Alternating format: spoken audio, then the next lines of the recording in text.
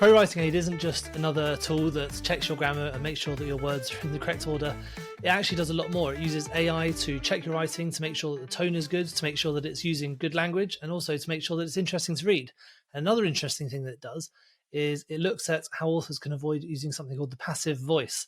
Now, I'm sure this is something that has confused a lot of writers before, and it even confused me. So in this episode, we talked about how you can avoid using the passive voice and how you can use AI and use ProWritingAid to help avoid some of these things as well. So it's a really fantastic episode. Really looking forward to your reactions to hearing Tom Wilde from ProWritingAid. Hi everyone, and welcome to the Publishing Performance Show. Today I'm joined by Tom Wilde, who is the Head of Partnerships at ProWritingAid, which is a really great tool for helping you to improve your writing. So thank you for joining us, Tom. Oh, you're welcome, Teddy. Nice to be here. Yeah, it's great to be able to talk to you about everything to do with writing and self-publishing. Yeah, great. And it's nice to speak to someone from the UK. It was easier to arrange our times a bit more. Yeah, it does make a difference. And on a nice day as well. Yeah, for a change. Well, could you just give us a bit of a really quick overview about what ProWritingAid is before we get into some of the specifics?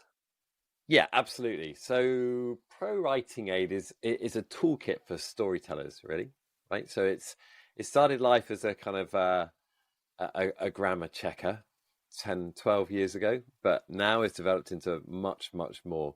And it's a tool that works with writers at any stage of the writing journey, but it works with them wherever they're writing, and it helps them reach their potential. It helps them understand where they can tighten their prose, where they can write a more engaging story, where they can add elements that they may not have thought of. So it's almost like the editor that sits on their shoulder, pointing out everything from weaknesses to corrections to possible improvements, so that when they hit publish, their book is as good as it can possibly be.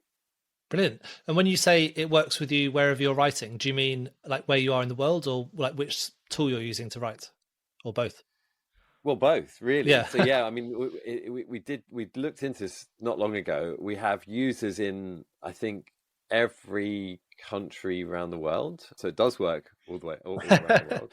But the key point really is that it works wherever you write. So writers, as you know, use all sorts of different software. Microsoft Word, Google Docs are the obvious ones, but actually there are tools that are built specifically for creative writers like Scrivener, Atticus. And we build integrations that work with all of those. So you don't have to leave your writing environment to use ProWritingAid. It's not like this standalone app that you have to import into. It works seamlessly in your writing environment. Right. Okay. So it's more like a plugin or like a Chrome extension in the way that it works. A bit like, when you're typing, it will make suggestions to what you're already doing. Exactly. Yeah. So there are kind of two elements. One is it makes suggestions as you type. So it's got what we call a real-time checker. And you're right. Yep. It's, we have extensions for all major browsers. We have a desktop app. We have, versions that work pretty much everywhere, whether you're on Mac or Windows. But in addition to that real-time checking, which is really kind of doing the high-level editing, if you like, it runs much deeper reports as well that get really into the detail. Oh, amazing. Okay. So it is a bit more of it works exactly where you're writing, but it has also those wider reports to help you to improve it once you've already written something like later on. Yeah, that's right. And that's why we call it a toolkit, because really, as writers, we've all got different strengths and different weaknesses, right? So mine is repetition, right? I tend to say the same thing, sometimes in multiple ways, sometimes not, sometimes just using the same vocabulary far too frequently. And it's quite difficult to see that as a writer. ProWritingAid has two different reports that will look at things like, simply look at your repeats. So how is it repetitious? I don't know. How often are you repeating yourself? It has another report that looks at echoes. So how often are you saying the same or the similar thing in close proximity to each other? These are all the kind of things that, from a reader's perspective, lead to disengagement. So that's what the tool is looking at. It's like how to make sure that your manuscript is doing as good a job as possible at engaging your readers. That's really interesting. I noticed I've got Grammarly just to do like spell checking and stuff when I write stuff, and it turns out that I use the word really just a lot. I use it really a lot. Which is a really common one, right? And now I've said it. Yeah. And we say that's a good example as well of a word you don't tend to notice when it's overused in speech so much, but when it's written down, it will really stand out, jump off the page. But not to you, the writer. You tend to be blind to your own kind of weak spots. That's why an editor, and look, ProWritingAid isn't the replacement for an editor, but that's why an editor is critical in what you do as a creative writer. Yeah.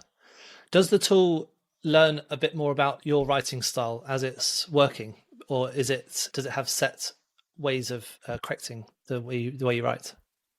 Oh, that's a really interesting question, because it goes into something that many writers quite understandably are concerned about, and that is whether the software you use is learning. And to learn it, it would have to store your text and analyze your text and keep records. We don't do that. We guarantee, we tell and guarantee all of our writers that our product does not store or use their text for training purposes. Right. So it's not going to learn specifically your style. It's going to advise you based on the models that we've built, which are based on analysis that we've done over, like I say, over 12 or 13 years now. Yeah, that makes sense. Because one thing I've noticed with some other tools is your writing can become quite generic. So it's about making sure you don't have that just very boring text that just doesn't include the word really often. Yeah, exactly. So, and I think the thing to remember always is that you're in charge, right? In your head, that's where the story exists. What we're doing, what ProWriting is doing, is helping you craft that and tease it out of you onto paper, right, or onto the screen. But you're in charge. And quite often in writing, there is no hard line of what is right and what is wrong. It depends so much on, the elements of your story, but also the genre that you're writing, your audience. So what ProWritingAid is going to tell you is just advice, and you should feel free to ignore it or accept it. It won't change anything automatically. You have to do all of that yourself. You have to hit accept or ignore. But yeah, so it's going to point out lots to you. It's up to you how much you take on board. But that's one of the things I think a lot of particularly new writers who are just starting out, they're looking to be told how to become a good writer, but there is no kind of perfect path, if you like. Yeah. It's there within all of us, but ProWriting is just going to help tease that out. But you are in charge. You know what your story is. Yeah, and it's up to you to accept what advice ProWriting is giving you. Yeah, of course. I find the more you write as well, the better you guess it and you stop using those words. And I guess if you start reading the recommendations that ProWritingAid does, you learn about why it's making those suggestions and things like that. Yeah, exactly that. So yes, it helps make you more self-aware. Yeah. Which again is another reason, tools like this and editors are a really important part of the journey. It's very rare that you you can't just put your book down on paper or on screen and, job done. Yeah. There's a whole kind of process to go through in terms of, you ask any successful writer about the pain of the editing process, I was speaking to someone last week who is a professional editor. She's like a developmental editor, and she was saying exactly this. Like, they work directly with the writers, like pretty much from the beginning of writing the book, and it's very much like pointing out the problems and seeing it as they go along. They must have unbelievable attention to detail. Oh, incredible. A good friend of mine she's a book doctor, very successful. She was the first reader for Sarah Waters. I don't know if you've read any Sarah Waters books like Fingersmith, which is one of my all-time favorites. And she has this, it's an incredible skill to be able to read at fast pace and spot plot holes, gaps, problems that I just as a normal, typical consumer would probably gloss over. In fact, what I would do as a consumer is just probably switch off and stop reading the book. Yeah. Whereas Sally, my friend, will identify exactly what's wrong and be able to articulate that to the writer. Yeah, but you're amazing. Right. They work from them from an early stage, so they really understand where the story, the plot comes from.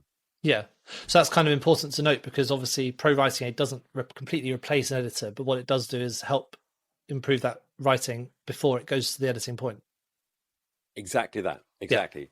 Yeah. And what cool. ProWriting is doing is working with you right from the very beginning. So, the first chapter, the first paragraph that you're putting down on paper, that's where it jumps straight in. Yeah. So a lot of, there are different ways you can use it, but a lot of ProWritingAid users will kind of turn off the real-time checker until they've written that first draft of the first page or chapter, and then they'll turn it off. So you kind of had this concept of writing mode and editing mode. Yeah. ProWritingAid is there for both, but yeah, we see a lot of people using it, particularly in that editing mode. Do you think there's any important things that writers should be paying attention to whilst they're writing in order to improve and elevate that writing? I know, for example, we think about things like clarity and coherence, but are there any important factors that you think people should be focusing on whilst they're writing, that ProWritingAid can then elevate?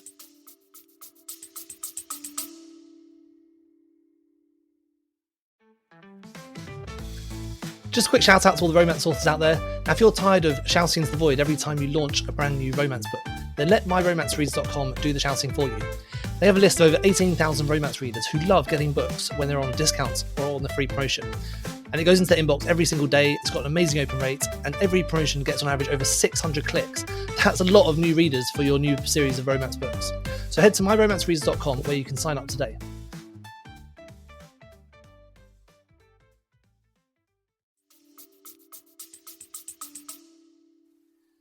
Again, it's an interesting one, isn't it? Because you have this concept of kind of plotters and pantsers. I'm sure you've heard about this before. Those really, work hard to build the whole detail, the whole story map, the plot points. They know exactly where the story is going, and those who just sit down and write. And at this point, Teddy, I need to say I'm not a writer. I've written kind of fun stories for my kids when they were really little, but I've never no further than that.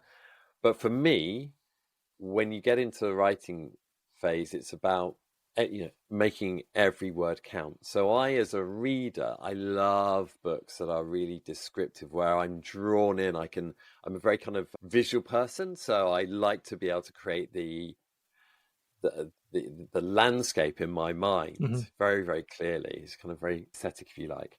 And so every word needs to count. So again, it comes to that editing phase. I would say it's, by all means, get everything down on screen or on paper, but make sure you're ruthless when you're editing. Make sure that every single word counts, and avoid that temptation to just skip over something, be lazy. It is, by all accounts, a difficult pursuit, but worthwhile. But yeah, that's it for me, making sure every word counts. Yeah, sure. Now, one of the main reports in ProWritingAid is talking about the passive voice, and I think it's quite a common issue that people talk about, and I think it's quite a difficult one to understand. You kind of hear different explanations of exactly what it means from different people, and I've been accused of making my emails quite passive, and then it makes them less understandable. But could you give us a bit of an explanation about what the passive versus active voice is, and then also how ProWritingAid helps with that? So I'm going to go back to my English teaching days for this, Teddy. So I was an English teacher for 5 or 6 years after finishing university. We used to teach the passive voice because it is important, because it's so overused. Now, the passive voice, first thing to say is the passive voice is not incorrect. Grammatically, it's perfectly correct. The problem with the passive voice is, usually because we don't clearly understand it, we tend to default to using it for various reasons. There are some very good reasons to use it, but we tend to overuse it.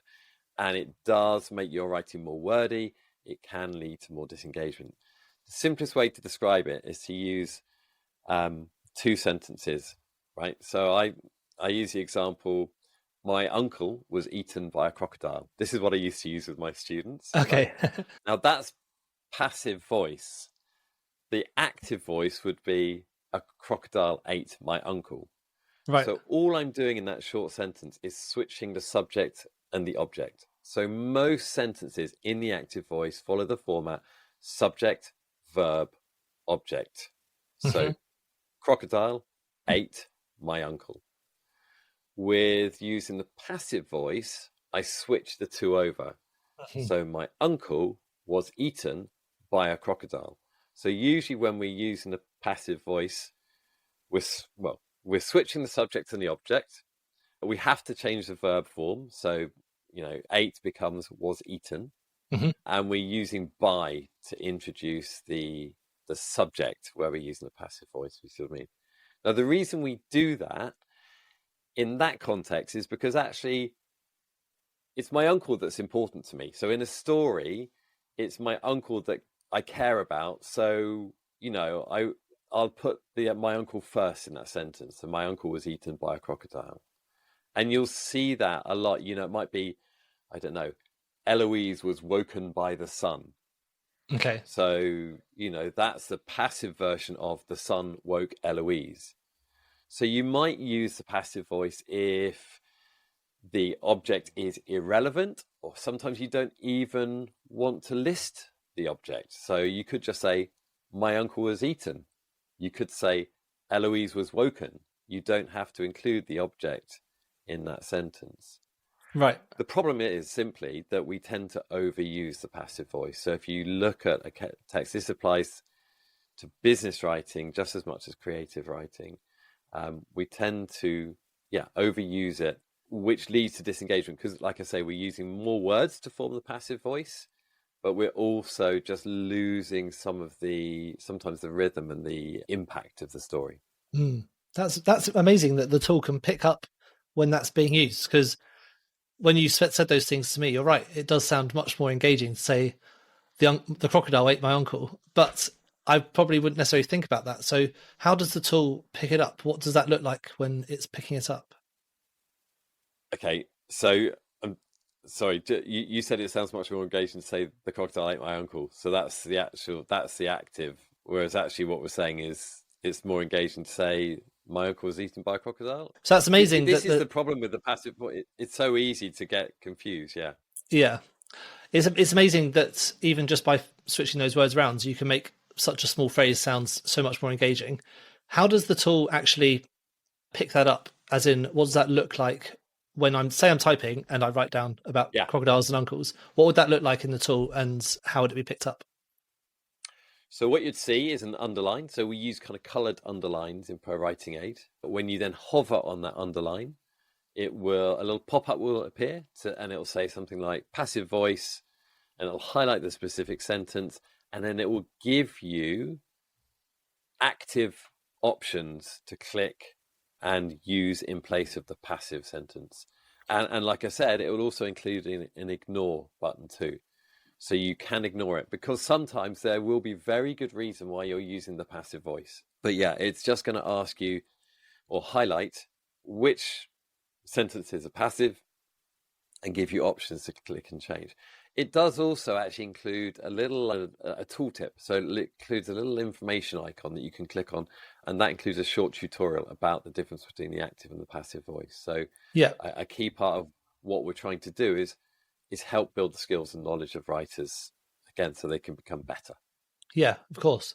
And with that tool, for example, whilst you're typing, would it come up whilst you're typing, or would it be a report you run afterwards to see when where you've used those sentences? So with something like the passive voice, that's included in the real-time checker. So the real-time checker is looking at spelling, grammar, readability, style, and that includes the passive voice. So you're going to see different color highlights depending on whether the correction or improvement that it's suggesting is, like I say, spelling, grammar, style, or readability. Yeah, that's great. I'm going to check this out afterwards, because I think it's going to help me quite a lot to remove cliches from my words. Yeah, now, the one with the passive voice is often using the word by. That's a real telltale sign that you're using the passive voice. Not always, because like I say, you don't always include the subject there, but quite often you're including by. Oh, that's a really good tip. So look out for if you're using the word by, that means that you could be maybe writing a bit more of a boring sentence. Yeah. Okay. And with ProWritingAid, there's also lots of other reports that you run into that you can run on your books, such as readability, like sentence structure and things like that. Could you go through some of the more important ones that you think readers should know about? Writers should know about even? Absolutely. So I think the first thing to say here is there are 25 different reports you can run in ProWritingAid, and that is because every writer is different. So like I said earlier, we've all got strengths and we've all got weaknesses. Most ProWritingAid users are probably using 4 or 5 reports on a regular basis, and those are the ones that they know kind of really help them tackle their biggest weaknesses. So I'm going to talk about the ones that I really like, but they may not be the ones that other users find so useful. The obvious ones are grammar and style, because those are going to do deep dives into everything from, well, things that we've already touched on, things like passive voice, but use of adverbs, they'll report a little bit around dialogue as well. But then we get really into some of the more detailed ones. So the one that I always talk to users about is sticky sentences. Okay. So a sticky sentence is a word that contains too many glue words. Glue words are the 200 most commonly used words in the English language. So they are things like articles and prepositions. Now, the thing about glue words is they don't deliver the actual kind of meaning, the context of the sentence. They are almost like the padding, right? So we measure every sentence, and we measure the percentage of words in that sentence that are glue words. And our sticky sentence report will highlight any sentences that have more than 40% of their words as glue words. Right. So if you have a word that is flagged as sticky, it basically means you could say the same thing much more concisely. So you could drop some of those words and edit that sentence from being 40 words to being 15 words, and delivering the impact, much more effectively. So yeah, that's one of my favorites. Again, it deals with kind of things that I tend to do, which is pad out my sentences far too much. Yeah. I've already mentioned repeats. One of the reasons I like the all repeats report is because it will not only tell you which individual words you're using over and over and over again, it will also look for word sequences. So it will look for multi-word phrases where you're using the same 3 or 4 words in a row. So you're kind of using the same phrase over and over again. And again, that's something that you tend not to notice in your own work. I'm going to mention readability. Readability is so important, and it will measure readability at a paragraph level. So it will tell you exactly.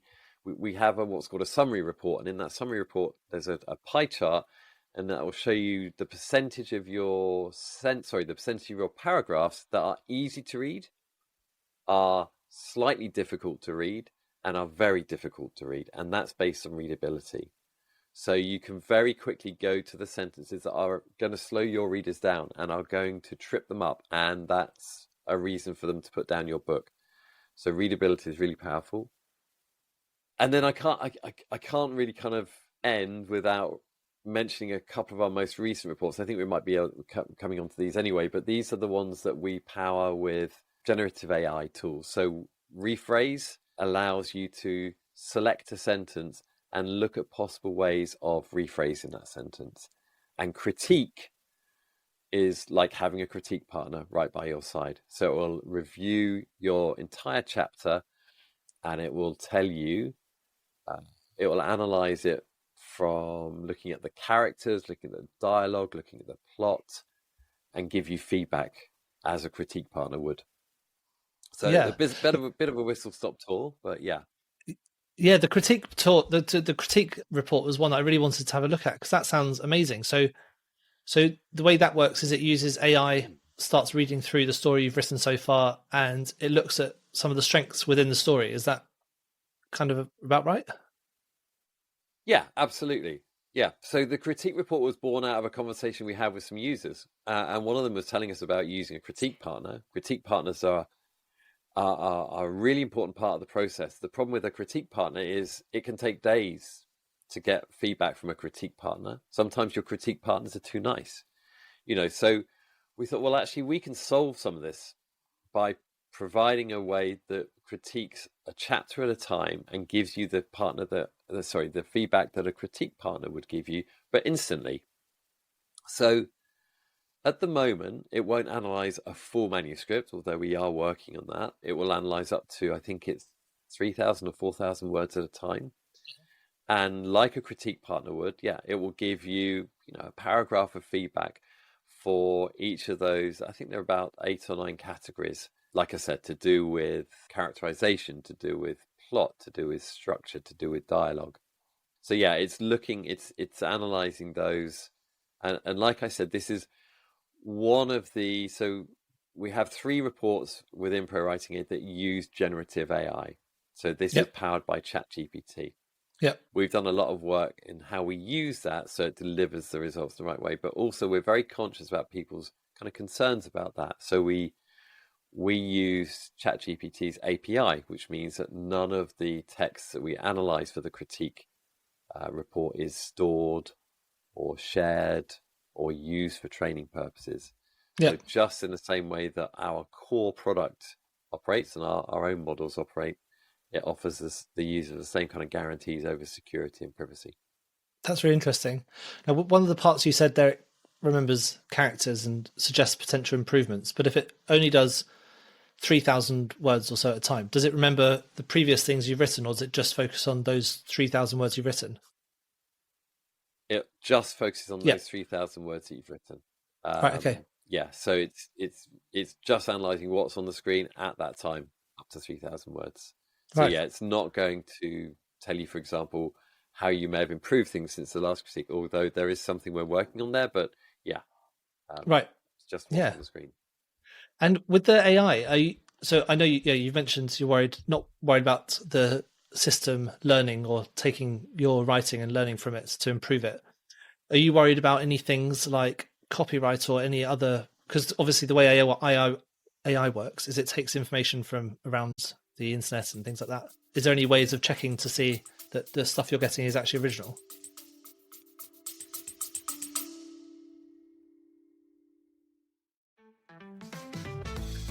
Just a quick shout out to all the romance authors out there. Now, if you're tired of shouting into the void every time you launch a brand new romance book, then let myromancereads.com do the shouting for you. They have a list of over 18,000 romance readers who love getting books when they're on discounts or on the free promotion. And it goes into their inbox every single day. It's got an amazing open rate, and every promotion gets on average over 600 clicks. That's a lot of new readers for your new series of romance books. So head to myromancereads.com where you can sign up today.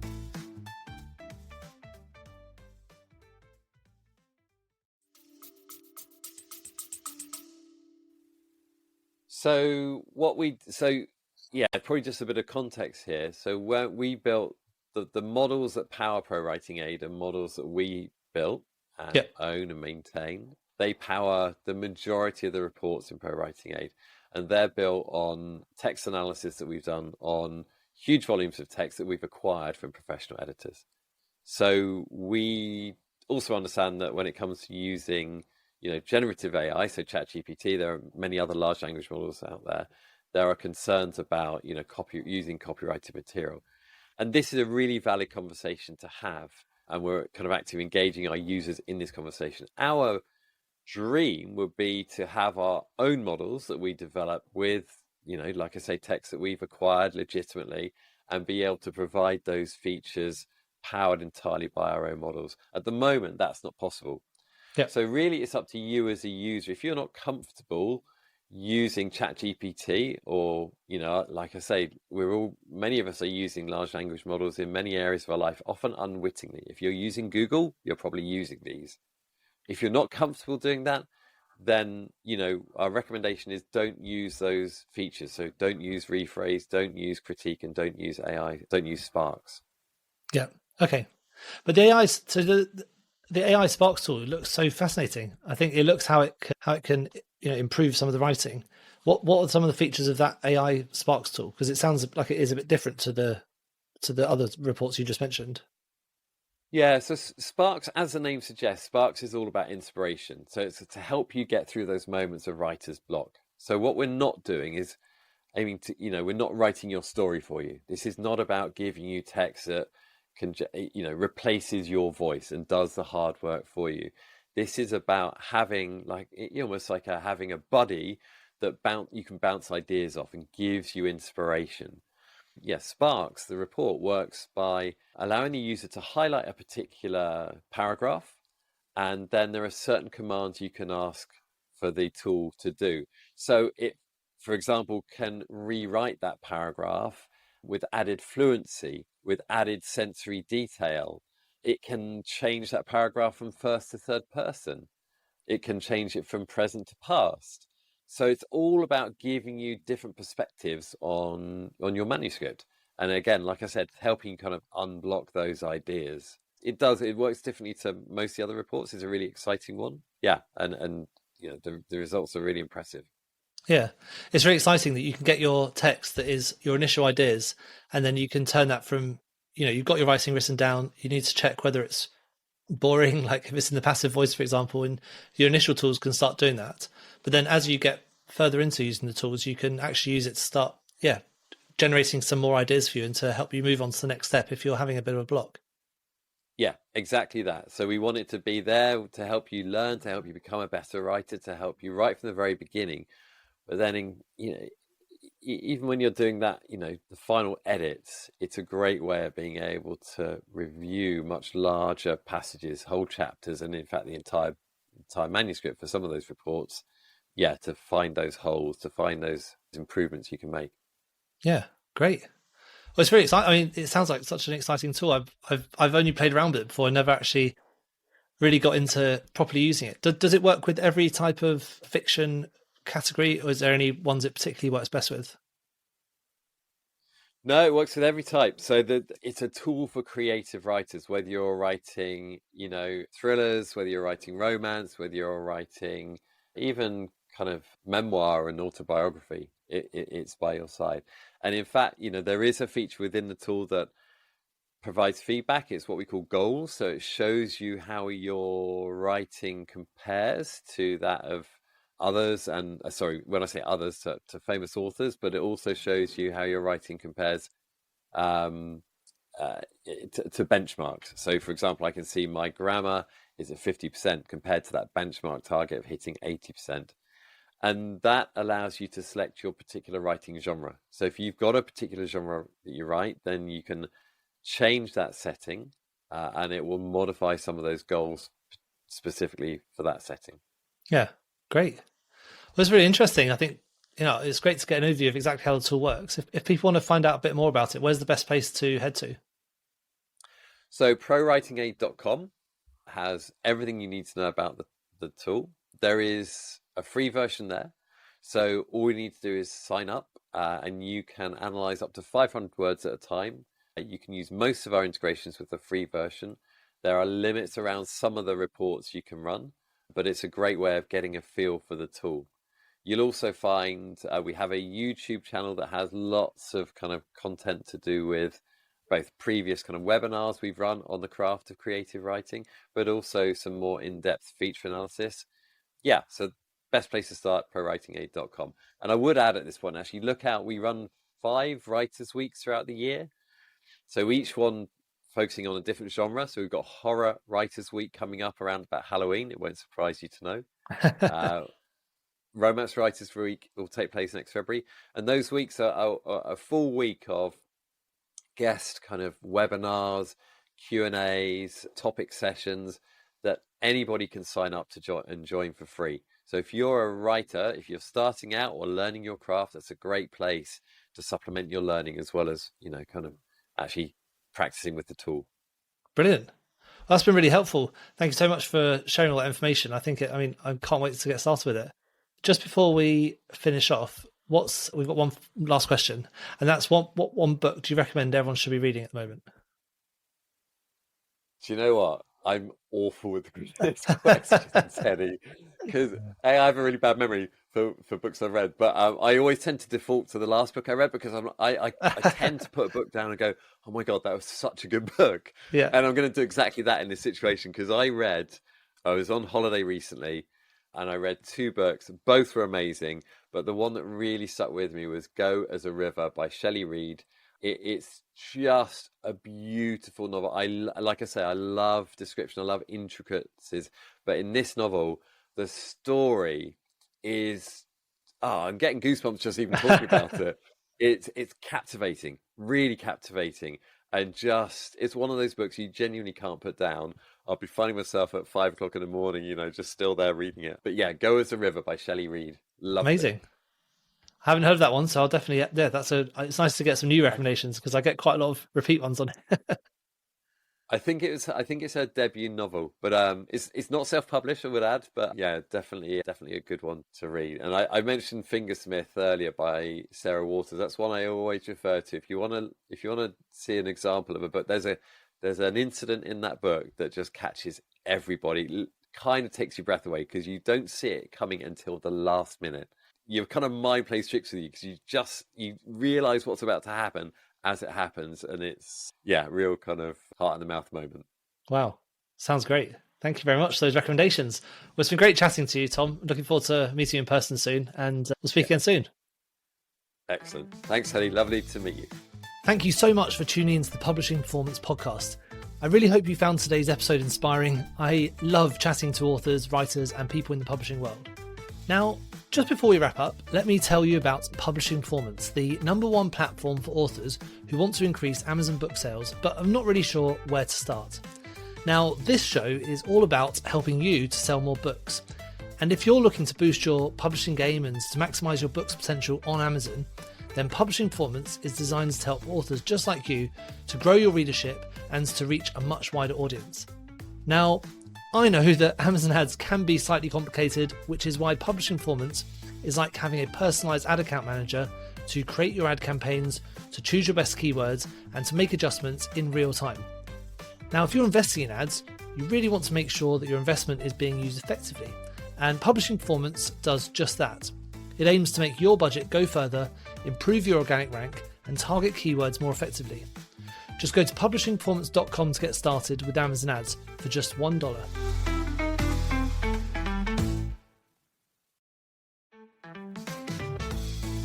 Thank you so much for tuning into the Publishing Performance Show. I really hope you found today's episode inspiring. I absolutely love chatting to authors, writers, and people in the publishing world. Now, just before we wrap up, I want to tell you about our Publishing Performance Starter Packs. These are curated episodes and collections organised by topic that makes it super easy to find the exact content you're looking for. So whether you're wanting to deep dive into marketing strategies, explore productivity techniques, or focus on any specific area of publishing, we've organised our episodes into targeted playlists just for you. And you can find these all at teddyagsmith.com. And also, whilst you're here, let me tell you about Publishing Performance. It's the #1 platform for authors who want to increase Amazon book sales but aren't really sure where to start. Now, this show is all about helping you to sell more books, and if you're looking to boost your publishing game and to maximise your book's potential on Amazon, then Publishing Performance is designed to help authors just like you to grow your readership and to reach a much wider audience.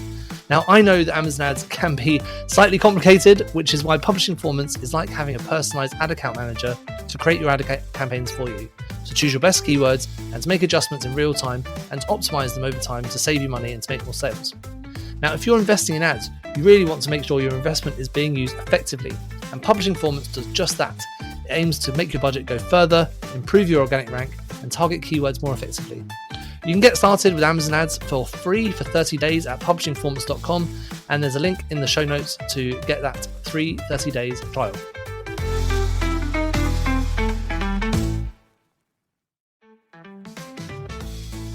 Thank you so much for tuning into the Publishing Performance Show. I really hope you found today's episode inspiring.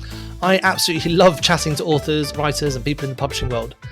Now, just before we wrap up, I want to tell you about our Publishing Performance Starter Packs. These are curated episodes and collections organised by topic that makes it super easy to find the exact content you're looking for. So whether you're wanting to deep dive into marketing strategies, explore productivity techniques, or focus on any specific area of publishing, we've organised our episodes into targeted playlists just for you. And you can find these all at teddyagsmith.com. And also, whilst you're here, let me tell you about Publishing Performance. It's the #1 platform for authors who want to increase Amazon book sales but aren't really sure where to start. Now, this show is all about helping you to sell more books, and if you're looking to boost your publishing game and to maximise your book's potential on Amazon, then Publishing Performance is designed to help authors just like you to grow your readership and to reach a much wider audience.